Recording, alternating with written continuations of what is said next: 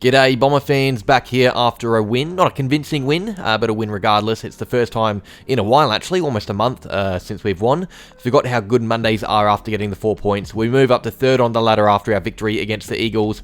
Funny old game, lots to take away from it. Not the greatest performance, but we got to take it. Big review, get your votes in down below. Tough game for it. Also remember to nominate your role player of the match as well. Alrighty, quarter by quarter recap. The first wasn't ideal. We really set ourselves up for a tough game there. We trailed by a point, but it could have been more. They were looking much better than us early. Not as polished, which is a bit ironic because that has been the opposite story for us in recent weeks. The second term, we clearly steadied 6 goals to their 2. We looked so pure and exciting with the footy. We stopped them from gathering it as much. It was a really complete quarter across the board, and it got us out to a healthy lead at the main break. We're usually really good after half-time, so it was a bit of a worry to see us look so flat against the Eagles. They found their way back in the game and really could have caused a bit of a boil-over if it wasn't for some inaccuracy and good defending from our backline. They had plenty of chances, but still trailed by a few goals going into the last. The final term was ultra professional. We kicked some quick goals, ate up some time on the clock to ensure they didn't get a sniff. I felt pretty calm throughout it, to be honest. We got the job done by 30 points, comfortably enough, but with some issues that I will touch on shortly.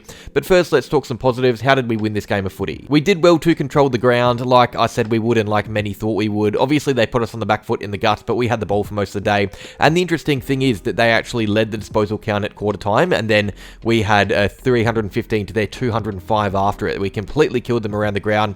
We had over 100 more uncontested possessions, and we were really efficient with ball in hand. Funnily enough, that was the highlight, efficiency. There was a lot of sideways kicking and patience in our build-up, which worked. They didn't have that level of maturity, but our use going forward was great.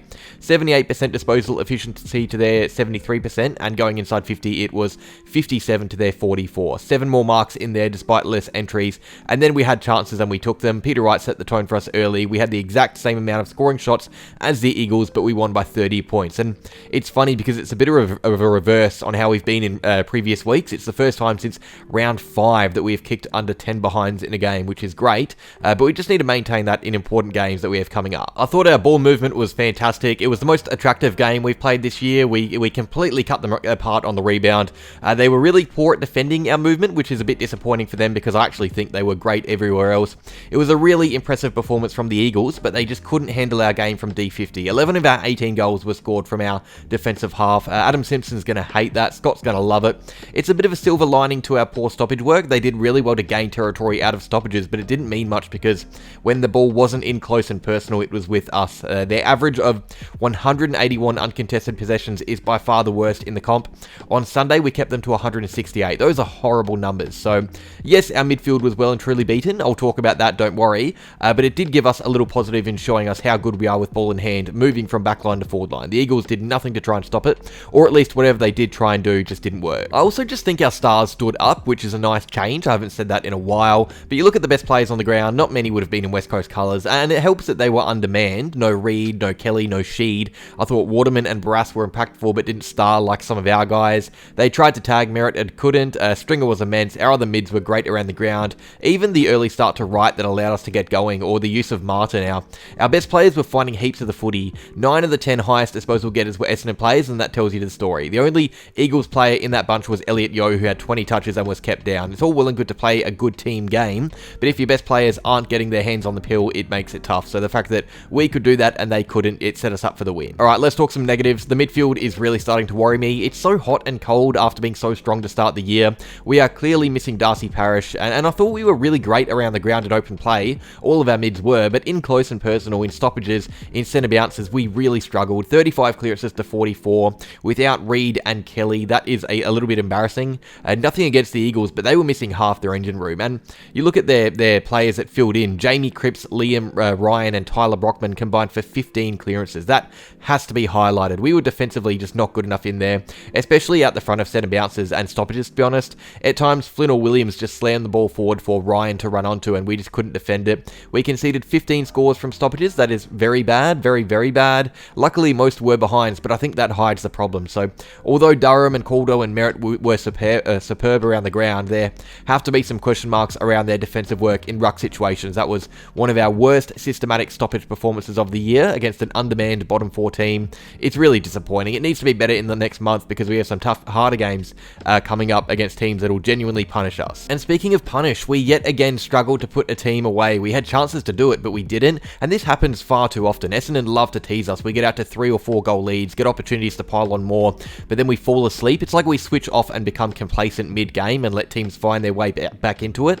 It's why we haven't really smashed a team in over a year, and you can't be happy with a 30-point win against a bottom 4 team missing its best players at home. You can be content, but you can't be happy with another needless struggle. And it was a struggle. It was comfortable in the end, but again, it was 1 or 2 quarters that we really dominated. Same with North. We struggled, but pulled away in one term. There is a reason our percentage is so poor. We aren't a ruthless team, and I think that's what makes a good side. It's all well and good to get the 4 points. You can't be upset with a win, but we are making games harder than they need to be, and I wonder if later in the year we're going to look at these games as missed opportunities to, I guess, take the pressure off. I've said it a few times. It's a very long season, the longest ever, and it's only going to get longer if you make every game a tough one.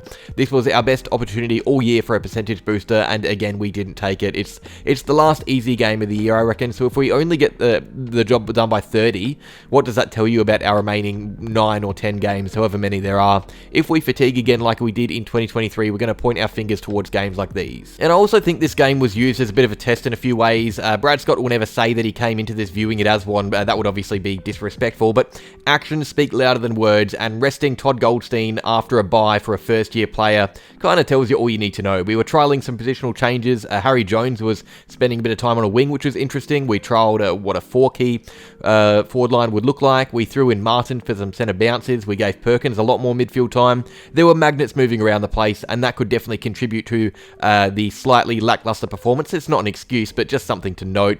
As for those changes and whether or not they worked, I liked Jones higher up the field. I thought Caddy was super promising in his second game. It's hard to know which one comes out next week.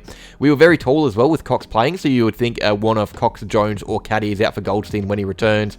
Cox was the quietest of the bunch, but is also the most versatile, so it's interesting. I'm just keen to see what we do with our team next weekend. I should praise the Eagles. I thought they were really good. We obviously had a down day in some areas, but for the most part, we weren't playing bad footy. The Eagles were just on a heater. They smelled blood and came to play, and their fans should be happy with that performance. 30 points does flatter us. They were right in the game. It's all the more impressive considering it's away from home with players out after some bad losses. This is a much improved team on last year. I feel like I've talked them down quite a lot in this video, but I'm loving what I'm seeing from them. They're fun to watch, which is great. They provided us with a fun, high-scoring game. Obviously, it's not sustainable footy. Nothing about this match screamed finals in any way, but it was an entertaining Sunday shootout. So hats off to the Eagles. Hopefully they get a few more wins this year against some other finals contenders. Help us out a bit after giving us a scare. Look, all in all, it wasn't an inspiring match. 4 points is 4 points. We stay firmly inside the top 4 as we approach a tough run of games, but I would have liked to have seen more from the boys. I was hoping for a ruthless performance, put a bad team to the sword.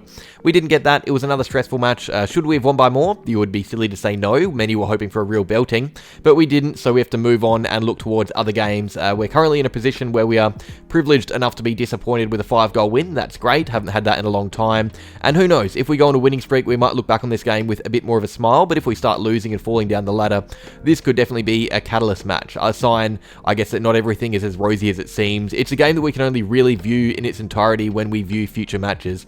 Was this Essendon taking the foot off the gas and easing through an easy victory, or are we starting to show signs of weakness? We'll find out in the coming weeks. For now, though, let's get on to the votes. Tough game for votes, really tough game. Hopefully the love is shared around. One to Sam Durham, who was a ball. I feel like his stats don't really reflect his impact. I know on paper, Merritt and Caldwell had better games, but Durham was just enormous when it mattered for me. It's tough to split those three, but I just loved watching him go about it. And I thought that he gave us so much energy in the midfield as he's been doing all year. 2 votes to Jaden Laverty, who was immense down back. His last quarter genuinely saved us from a big scare, but 3 votes to Jake Stringer. He had one of those Stringer games. He gets into those moods under the roof sometimes where he just decides to be the best player in the comp for a day. 5 goals, 20 disposals. He was doing bits up forward and in the guts for us. I love watching him play when he's up and about. My role player is tough. I've gone with Mac Welfie again. He just plays his role so well every week. He's leading the role player of the year votes for a reason. He does it every single game. Some guys unlucky not to get votes, Merritt and Caldwell, but I suspect you guys will give him some love. I thought Draper was really good in his first game back. I love that performance. A few defenders, Ridley, McGrath, I thought Heppel was good. I liked Dersmer's game. Martin's ball use was great. Leave your votes down in the comments below. But that is that. Win under the belt. Tough game coming up that I'm very excited for. Going to be a big preview on Wednesday, so get around it. Like the video if you enjoyed it. Subscribe if you're new to the channel. And as always, go Bombers.